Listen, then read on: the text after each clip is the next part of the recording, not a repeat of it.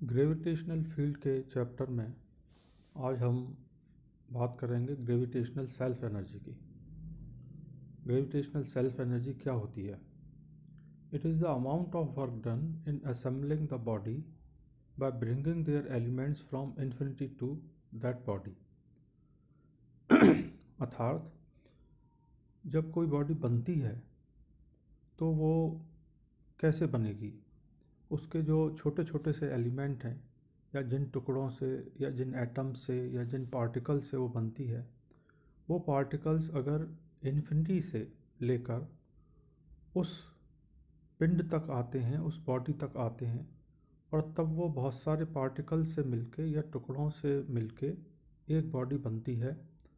तो इस प्रक्रिया में जो कार्य होता है, विभिन्न पार्टिकल्स के द्वारा जो कार्य किया जाता है इन्फिनिटी से लेकर उस बॉडी तक आने में, बनने में, यह उस बॉडी की ग्रेविटेशनल पोटेंशियल एनर्जी कहलाती है।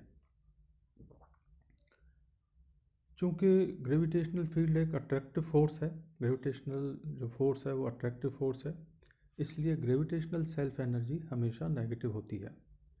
अब हम उदाहरण के लिए एक सॉलिड स्फीयर की ग्रेविटेशनल सेल्फ एनर्जी निकालेंगे।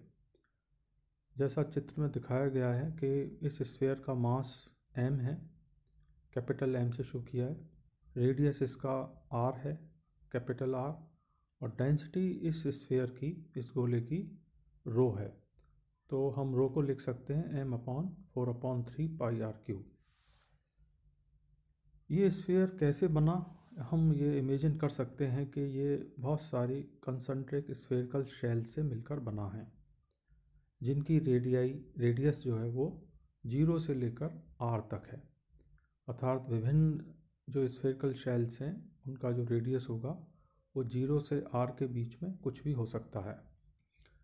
ऐसी ही एक स्फेरिकल शेल की हम कल्पना करते हैं जिसका रेडियस जैसा चित्र में दिखाया है वो x है और इसकी थिकनेस या मोटाई dx है। तो सबसे पहले स्फीयर का मास क्या होगा, स्मॉल m से अगर हम शो करें तो 4πx³ मल्टीप्लाई बाय रो, अर्थात volume into density will be equal to its mass. तो ग्रेविटेशनल पोटेंशियल इस स्फीयर का क्या होगा, उसको हम dv से लिख सकते हैं, और जैसा कि हमने पिछले टॉपिक में पढ़ा है dv is equal to -gm/x, इसलिए dv is equal to -g4/3 π/ρx²।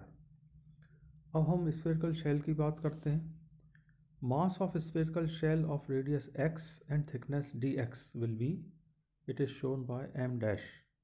तो m' को हम लिख सकते हैं इस शेल का वॉल्यूम इनटू इसकी डेंसिटी। तो इस शेल का वॉल्यूम होगा 4πx² dx इंटू रो अर्थात डेंसिटी।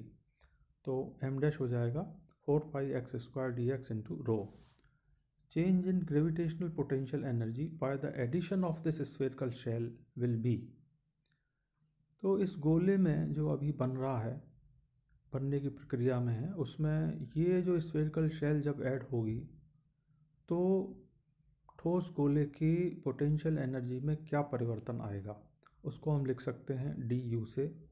और जैसा हमने पहले फॉर्मूले में पढ़ा है du is equal to mass into potential.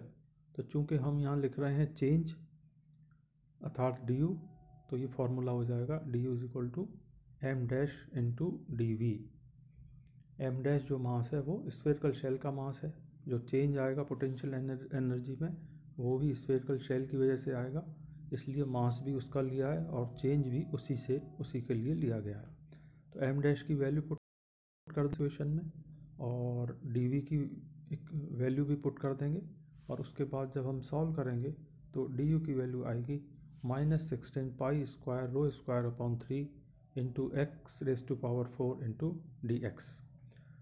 The self energy due to whole sphere is now.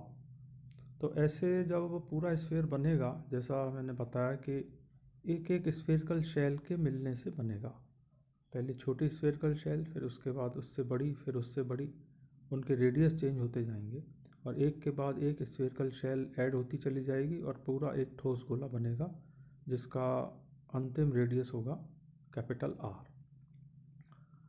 तो अभी हमने du निकाला, चेंज इन पोटेंशियल एनर्जी, एक स्फेरिकल शेल के लिए जिसका रेडियस है x और थिकनेस है dx। तो इस तरह सारी स्फेरिकल शेल के जुड़ने से जो स्फेयर बनेगा, ठोस गोला बनेगा, उसकी एनर्जी क्या होगी।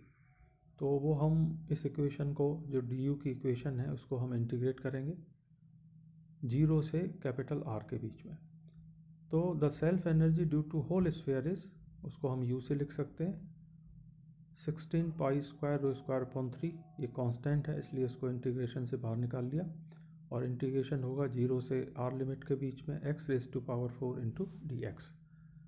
इंटीग्रेट हम करेंगे तो इक्वेशन मिलेगी हमें u is equal to 16 pi square rho square r raise to power 5 upon 15, और यहाँ पर फिर रो की वैल्यू पुट कर देंगे और सॉल्व करेंगे जब हम, तो u की वैल्यू आएगी -3 upon 5 gm square upon r। ये हमने निकाला है self energy of solid sphere जिसका रेडियस है r, कैपिटल R, और जिसका मास है कैपिटल M। इसी तरह हम विभिन्न शेप की जो बॉडीज़ हैं उनके ग्रेविटेशनल पोटेंशियल एनर्जी डिटरमाइन कर सकते हैं। धन्यवाद।